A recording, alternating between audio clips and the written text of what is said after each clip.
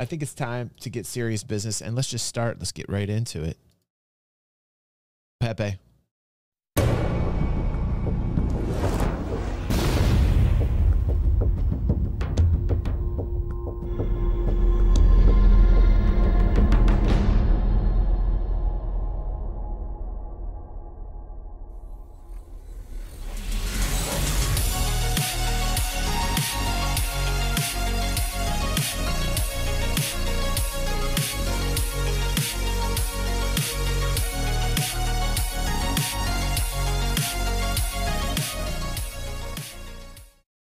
Boom! What's going on, everybody? Welcome to the Inside Star Citizen Review. Glad to have you here. Thank you.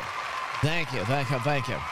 Every Thursday night here on Twitch, DJ360. Check us out live. Get with the fam below. Awesome fun times. We have an After Dark, and we have a great haul giveaway. LTI included, $1,500. Check out the description for that if you would like to enter.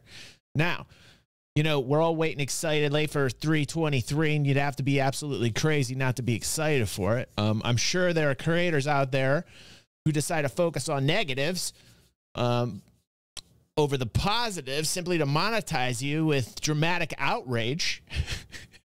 There are creators out there who have been covering this title for years. I see what they decided to focus on because for them it's profitable to do so, to give you that manufactured rage.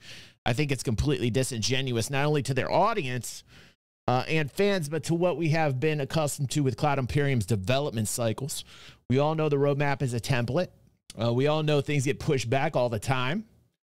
Those pushback elements eventually get introduced into the PTU and then the PU, and we see them evolve over time. This is the way. This is the way. It's always been the way.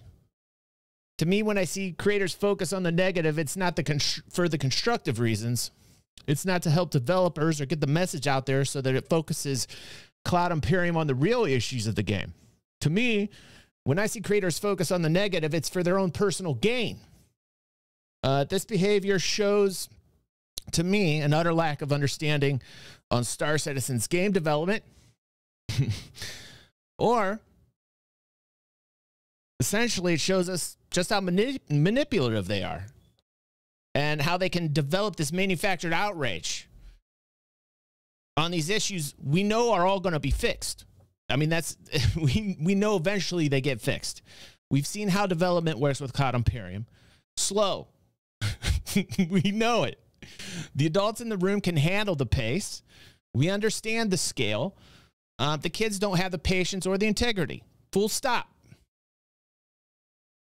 That's it. Now, before we even start this episode of ISCR, I'm going to list off what I'm most excited about in order of importance and what I'm most upset about.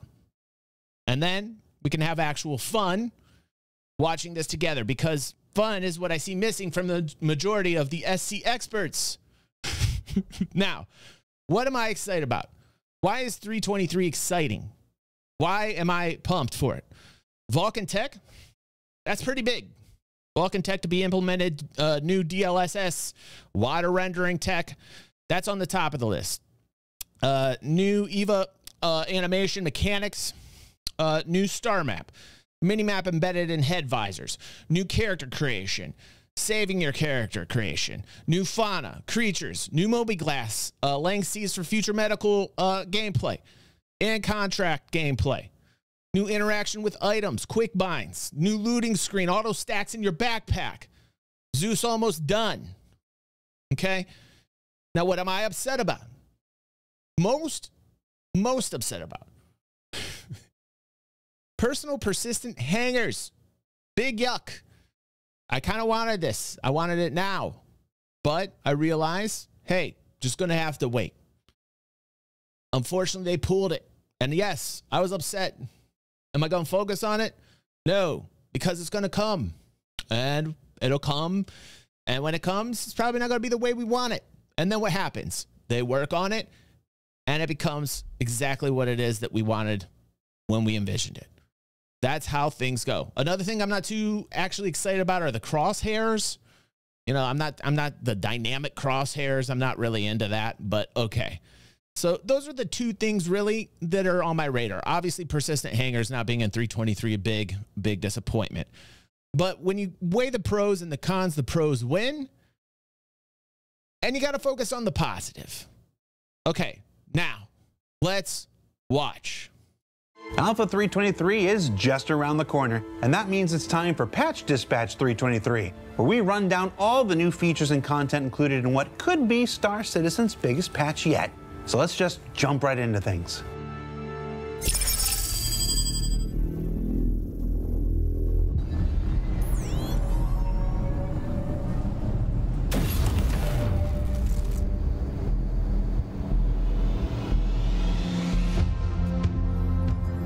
And we'll start with life in the first person. And in 323, life begins with a newly expanded and revamped character customizer, letting you create more dynamic and representative avatars than ever before. A new beginning that will continue to evolve with additional features and options in subsequent patches. Now let's discuss all the major improvements that directly affect your character, starting with the new Mobi-Glass. Now, unlike Eobard Thawne, we finally killed the Flash, as the new Mobi-Glass finally makes its in-universe debut with a revamped layout and new features like the Health and Contract Manager apps to help you stay alive and find work respectively. I mean, none of this means anything right now, but they're laying the foundation for it. I've heard criticisms like, what are you guys doing with this right now? Absolutely nothing. And that's true in terms of the gameplay you've got right now. And yet this is so important for medical gameplay. For med runners, they love this stuff because they know what's coming down the pipe. So yes, we don't necessarily have that gameplay right now. I'd actually tell you, going into 323, you're going to see a lot more gameplay come from this than what you think. So that's my prediction. It also includes the long-awaited and hotly anticipated new Maps app, combining the new star map and interior map experiences into one unified interface. This in itself is huge. If 323 was only this, it'd be a home run for me. But people have become so spoiled that, you know what I mean? Like if 323 was only the map, I'd be like, wow, this is fantastic. But no, that's not enough for most people out there, which just goes to show you the lack of patience and understanding out there in terms of what was accomplished here with the new map. With an entire host of new functionalities designed to help you find your way through landing zones, space stations, and the entire verse as a whole. This is huge. Oh, and that work also touches the new lens and visor. But you can't say that here because that doesn't get the monetizable clicks. It doesn't monetize you when I say things like this because people want to hear the outrage and what they're pissed off about. But no, God forbid you actually go, wow, this is cool, because then you're a white knight. You know what I mean? Like, can you imagine the age that we're in, man? It's crazy. Updates with a great new mini map that appears now in the upper left corner. It's kids throwing tantrums, man. Your days of not finding your way around are soon behind you. Unless you're a specific person who won't be named. Right, Limitless, right, dude. Of course, when you're traveling through the verse, right. Alpha 323 has a whole new array of improvements to how you'll interact with the world around you, starting with a revamped player interaction system that's more nimble and customizable than ever before. Cool. Default item actions that let you keep your customizations exactly how you want them. A new shopping interface that streamlines the experience so you can get what you want and go. And new looting screens to improve your alternate and more violent shopping experience. Yeah, looting screens are bomb, man, and the auto stacking feature is great. And speaking of which, there's lots of new improvements to the way you bring first-person murder, death, kill to your fellow citizens in the verse, including scope magnification updates. Ammo repooling and backpack reloading. Ammo repooling, backpack reloading looks great. I dig it. I dig it. ADS tuning. And the new dynamic crosshair on specialized helmets. I'm not such a big fan of the dynamic crosshair thing. I don't know what it is. Call me old school. You can fire straight from the hip in game, and not just from the comfort of your YouTube comments.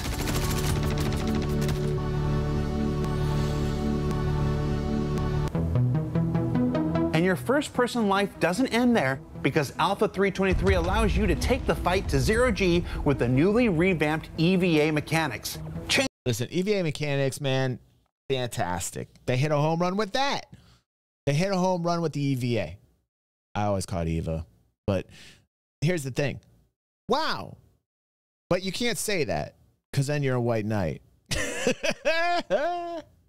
Like that in the map. That in the map. Wow. You know? Changing the way you traverse the verse outside your spacecraft and vehicle. And speaking of your spacecraft or vehicles, the Alpha 323 season also includes new ways to house, load, and launch your ships with the new personal persistent hangars coming to ArcCorp. Okay. This is where I get upset. You know, this is where I get upset. I will say this. I'm not going to focus on this because I'm not going to focus on the negative to try and monetize you. Here's the thing. I want this in as soon as possible, because it was just this forbidden fruit and they pulled it away from me. And I was like, nah. And that to me got me upset. And I personally think that, you know, the persistent hangers are big. I really stated this numerous times. If you've been watching me on the channel here, persistent hangers are huge. I have stated it quite literally for years that it's going to keep asses in seats. And the sooner they get this in, the better it's going to be for the game, period. First in Microtech and Origin in a 323X patch this quarter, which also includes item banks to grab your stuff, vehicle platforms to raise your ships, and freight elevators to load them before takeoff. Of course, once you take off, you'll find a new way to fly with master modes and a new way to fight with precision targeting and weapon mount and gimbal changes, meaning space combat's got its next evolution in Alpha 323. Weapon systems overhead. Completely new flight mechanics to boot with master modes. And, you know, there's a lot of people upset. The racing community has a very legitimate reason to be upset. I've talked to a couple people in the racing community, big names, and some of them are very upset about what's happening with master modes. I get it. In terms of the PvP, for those people that have experimented with master modes with PvP, telling me they're having a great time with it. So that's going to be something moving forward. But I mean, like, look at everything that is being flushed out and designed here with 323. Look at what we are getting. It's huge. This update is huge. I think people are just really upset about the persistent hangers not being in 323. That's it. I do think we'll get them sooner than later. And I do think initially there'll probably be some issues like there always is when they introduce something new. I just think that's the way it goes. And then you wait and it resolves itself usually. I just don't understand, man. Like people getting upset. It's like, why? Like, I mean, over the grand big picture, like zoom out and look at it and just be like, okay, like, look at how far this patch has gotten us. Like, this is huge. You know, this reminds me of like in 2023 when everybody was telling you there was no progress that was happening. Then CitizenCon came out. They showed you everything coming. Everybody got hyped as is usual with CitizenCon. And then all the content creators that were reporting that nothing was happening in 2023, they STFU'd. They stepped to the side. They didn't take any responsibility for the false reporting, right? And then they just continued on like everything was great. And now persistent hangers aren't in 323, but all these other features are amazing coming and hitting. And it's like, it shows to me like how they're manipulating their audiences. That's all it shows me. But what if flying in the PU isn't enough? Or you simply want a safe place to practice the changes? Well, there's a whole host of new maps and experimental modes in Arena Commander 323 that we covered here in detail just last week. Then back in the Persistent Universe and down planet side, you'll find the new distribution centers with a variety of mission and gameplay opportunities for all manner of playstyles, and the added dangers of the American Copian, Star Citizen's first fauna being added to Alpha 323. Did I even mention the fauna? Did I even mention the creatures in my list? I mean, like, that's huge. You know, the introduction of actual animals. Yes, the AI is sketch right now. It's going to get better. You know, the NPCs are sketch still. You know, like, we still got a long way to go with that. But, like, just the introduction of having them, it's cool. It's cool. But you can't say that because then you're a white knight. Like, this is craziness, man. It's craziness. And how are the Merrics dangerous? Just wait until they add poop mechanics.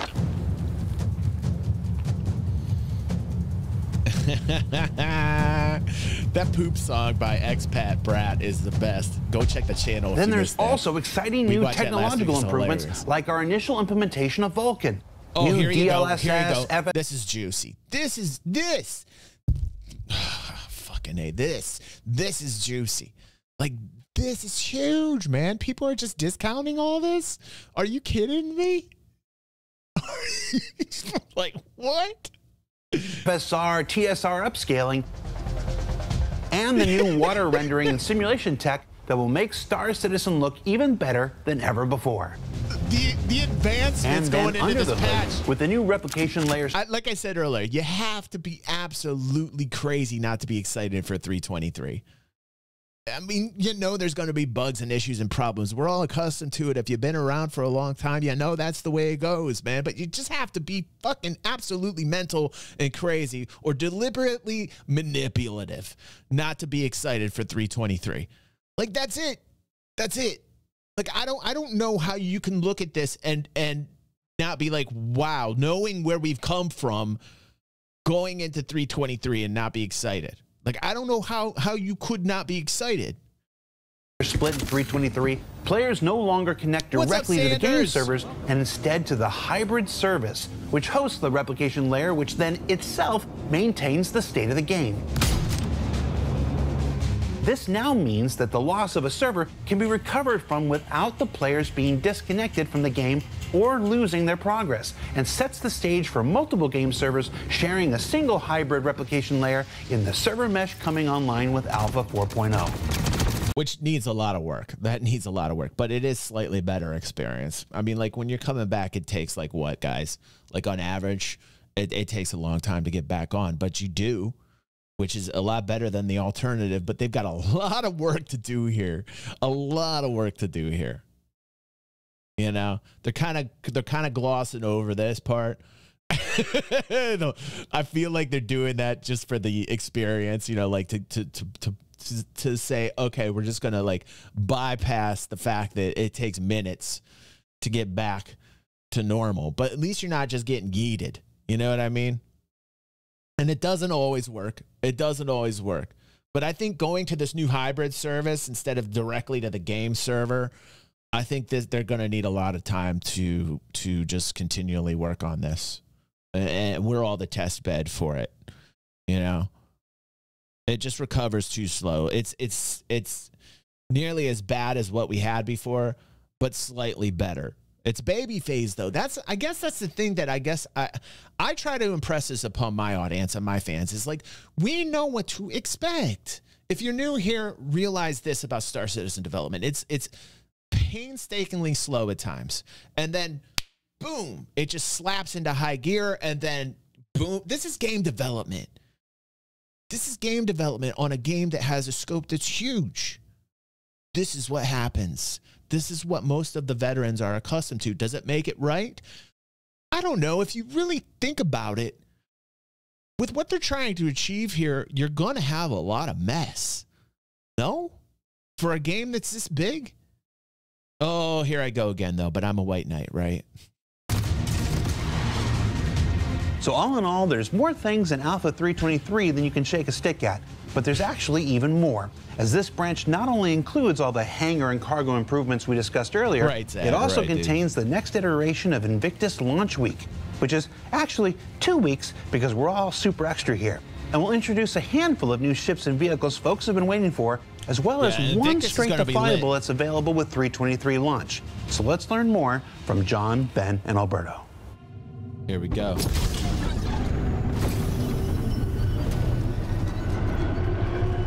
Is it a bike? It's a bike, right? Called the Pulse. Looks like a little crotch rocket. I'm digging the red, not so much the green. I've never been one of that green color, but I'm digging this red so far from what I'm seeing. It's like a little crotch rocket. Is that what we got? All right. That's kind of cool looking. That's very cyberpunk feel. I kind of dig that. Damn, that's small. That's really compact, man. It's a Gravlev. It's a Gravlev. Oh, I heard in 323 that bunkers aren't going to be shooting at Gravlev vehicles anymore. So this might come in really handy for bunkers.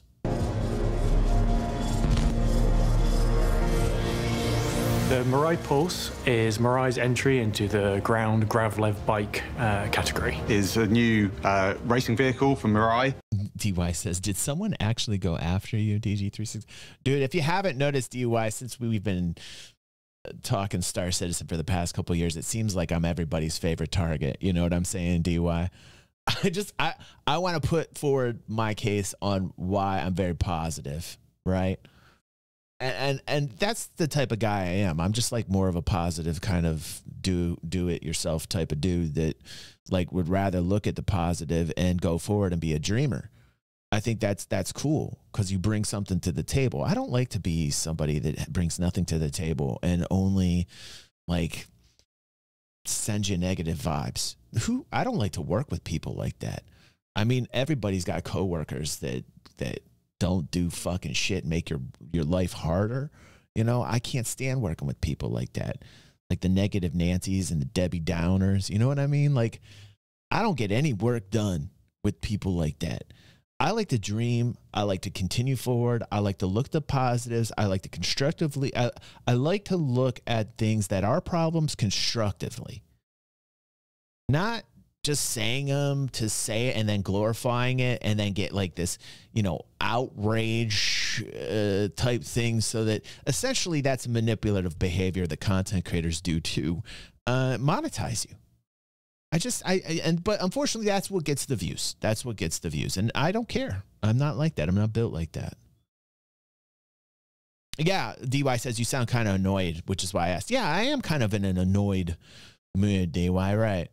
You know, when you're the target so long and the community that you've been with for a long time just continually harps on the fact that, oh, this guy's a white knight. Oh, this guy, he only, you know, it's like, I feel like these people need to get over themselves and just look at the fact of what this game's trying to do, that there's real people here doing a real job that are doing, in my opinion, a good job on a game that's got a huge scope that I don't think anybody understands. I think there's content creators that have been covering this for years. I could name a few that I don't even think understand the scope of this game.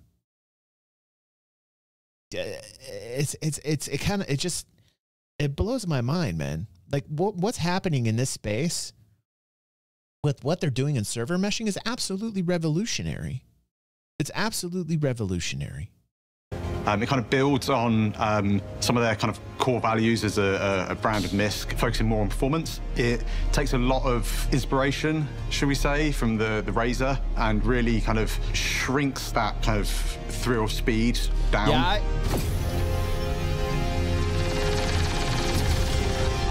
I kind of dig it. The green one looks a little bit too, I don't know about the green. Aesthetically not cool with the green, like the red one, but I love the fact that this looks really compact, man. It almost looks like it can fit in a fucking cargo container, man.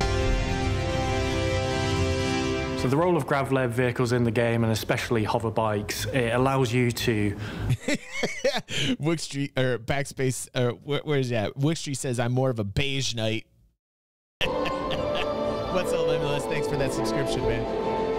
I hate fucking labels, you know? I think labels are for stupid people. You know, like people are people and people have opinions, and to make everything black and white and to label a person a white knight or a naysayer or, you know, these things are just ridiculous, man. You know, like everybody's a fucking individual. Everybody's got a brain. Everybody's got a right to their opinion. And to classify people in a category because of their opinions, which, by the way, are normally fluid, normally dynamic. It depends. You know, what I'm preaching about, what my opinions are for people that continually get stuck in their own self-righteousness. They think they're never wrong. They think everything they say is the gospel. They get pissed when the roadmap doesn't come out exactly the way that it's typed out, which they don't even understand that it's just a template. It's a business template. It's a whiteboard, and things get pushed around all the time on a template, on a whiteboard. That's what happens on a roadmap. They don't understand game development. They take everything so literal. They can't get over themselves. I don't like that. I don't watch people like that. I can't stand it. And yet continually I become this white knight target. Like, I'm a white knight. I'm a white knight. It's like, come on, guys. Everybody's an individual. Like, this is ridiculous, man. Be an adult. You've got a mission in mind. Perhaps you don't want to risk bringing your ship or larger vehicle right up to it. It allows you to park some distance away, out of radar range, out of line of sight, and then infiltrate stealthily, speedily towards the target location. And of course, as features like weather comes online and more diverse and hazardous biomes such as heavily dense forests, graveler vehicles, bikes will become... Dude, that had the speeder bike sound from Star Wars, man. I felt like I'd go down that. I know it doesn't look like it, but it had the sounds of the speeder bike from Star Wars. More useful as ways to get closer to your target without damaging ships. The Pulse is our smallest ground vehicle. It was a intentional design choice to make something as small and compact and as fast as possible. And Murai as a brand sort of fits that performance looks like it can fit ideology. in a container.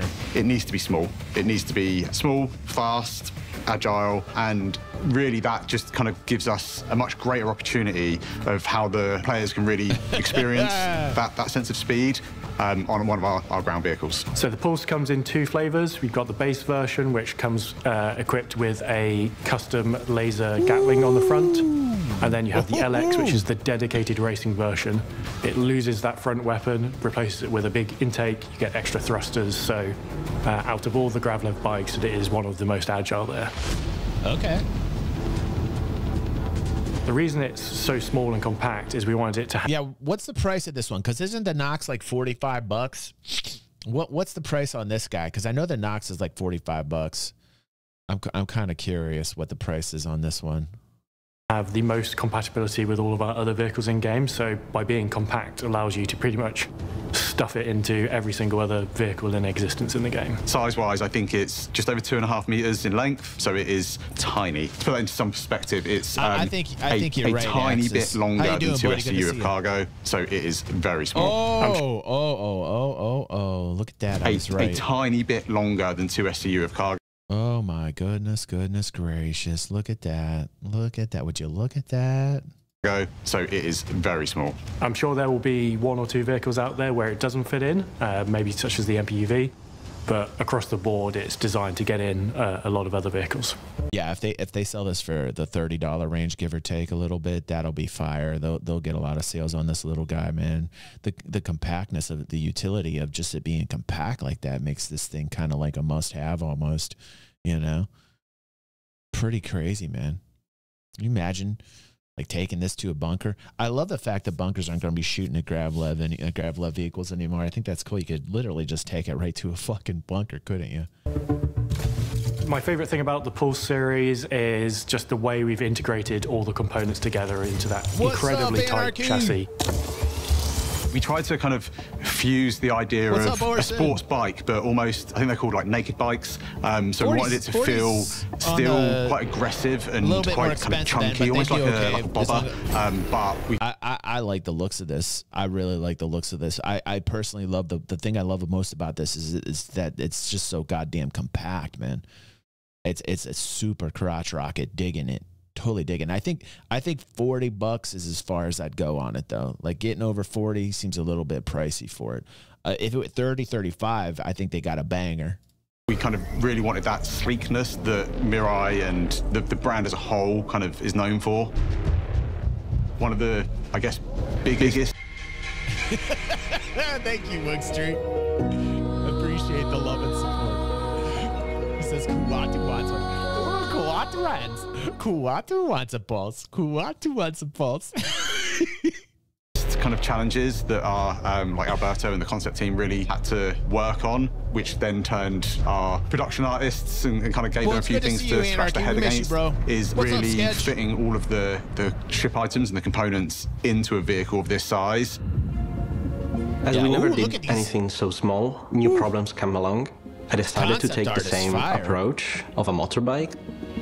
Oh, wow, we tried Dude, that's tight. This concept art's absolute fire. To insert most of the components in what will be the fuel tank. And with this approach, we kept the same shape, the same main shape of a motorbike. So we have very fluid and soft shapes, palindromal, which means that you can flip it and it looks kind of the same. And then we added the front part just to connect the semiotic of the racing vehicles to this one.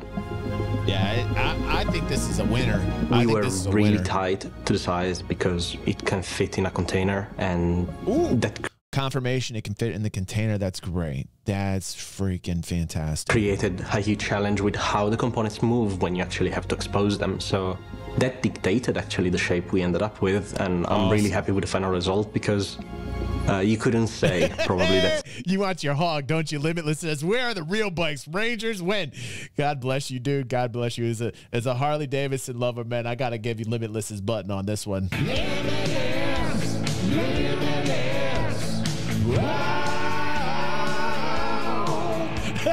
I love you, bro. I love you, bro. Inside such a small vehicle, there are so many components. Compared to our other Gravlev ground vehicles, the Pulse it trades durability for speed and agility. So compared to, say, like the Dragonfly and the Hoverquad, which are relatively tanky, not as good there. The Nox is more tense and definitely bigger. Murai tries to simplify things a bit. Less is more. We try to have a different approach compared to most of racing vehicles and communicate speed through mass. I'm not and not sold through on the Grav Royale stuff, but although we keep aerodynamics in consideration for this kind of stuff. I think this has potential. In terms of the Nox and the X1, it is right up there in speed and agility. So they all trade different speed attributes in terms of straight line speed, cornering speed, rotational velocities.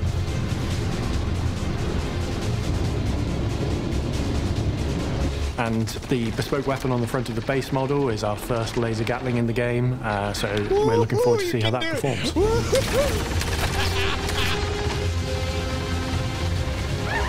So that's the Pulse coming online in 323, 2 variants of it. Looking forward to seeing all the different scenarios you're going to get it into. Thanks, Drex. Thanks, buddy. Yes! Did I say it's small? It's really, really small. That's what she said. And goes really, really fast. Okay, that's good. See the memes coming.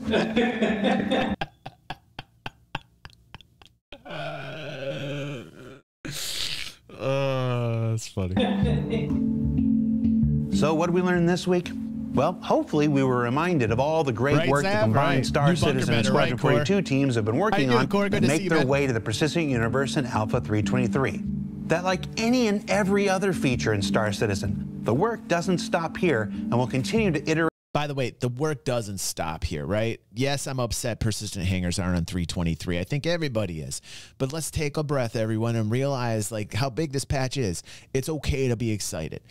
Don't let the fact that persistent hangers aren't in 323 down you, okay? Because they will eventually put it in like they do with everything else that gets moved on the roadmap, okay? There's a couple things, of course, still we're waiting for. Don't even get me started.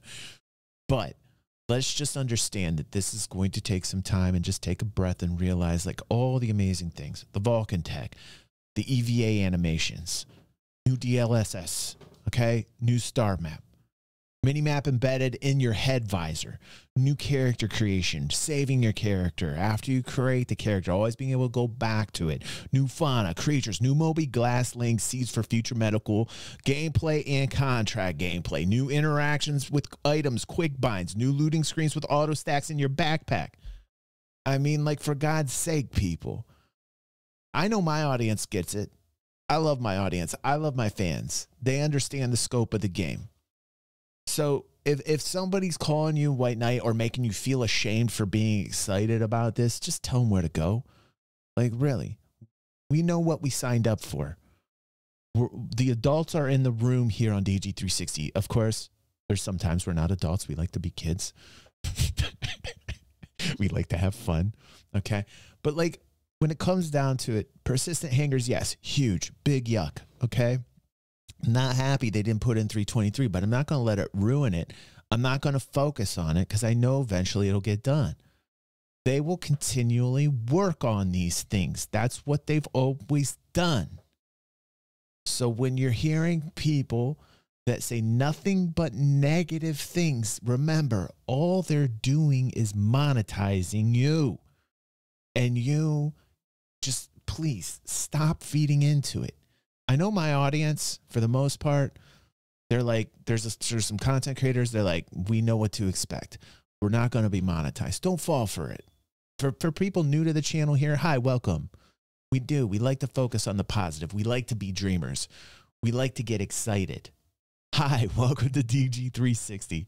And it's a fun place. It's a better place because of it. You know?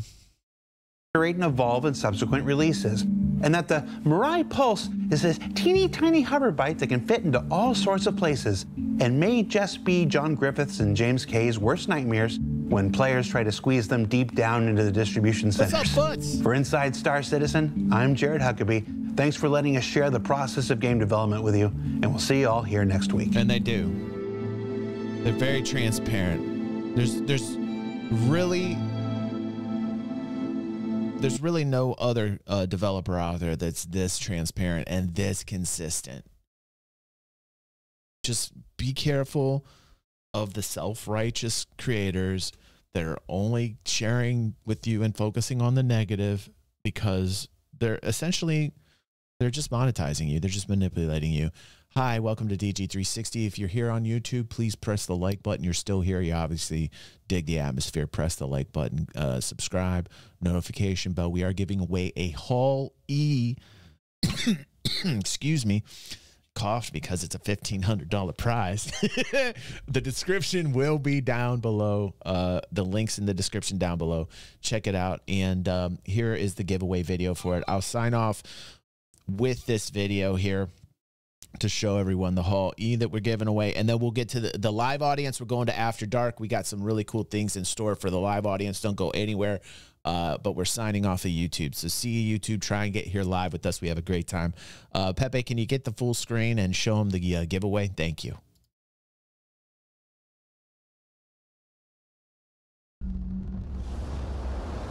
Another amazing giveaway here on DG360, as every month our YouTube membership and patrons have a chance to win awesome prizes. In the month of April, we are giving away the MISC Hall E. It is the largest specialized freighter available on the market today. The Hall E is generally owned by major corporations and operated with a high degree of planning. Their potential load and modularity is unparalleled. No other ship allows as much room to store goods or to modify towards another role. If you're a space trucker, trader, freelancer, or just plain want to make tons of profit in Star Citizen, this is the ship for you. The MISC Hall E is valued at $1,500 and is offered to us by our very own Saint Grizz. Thank you so much, Grizz, for your generosity.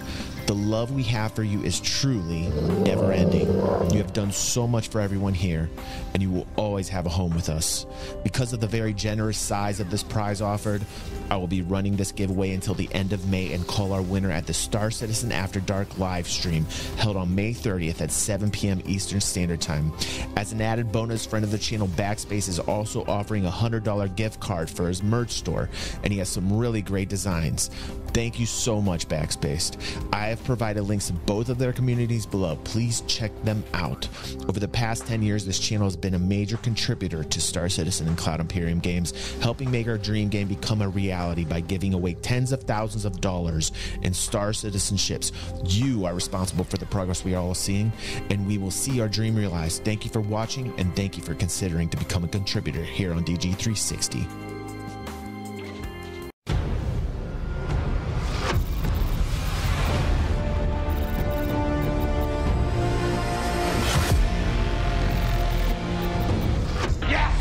You're not gonna eat me!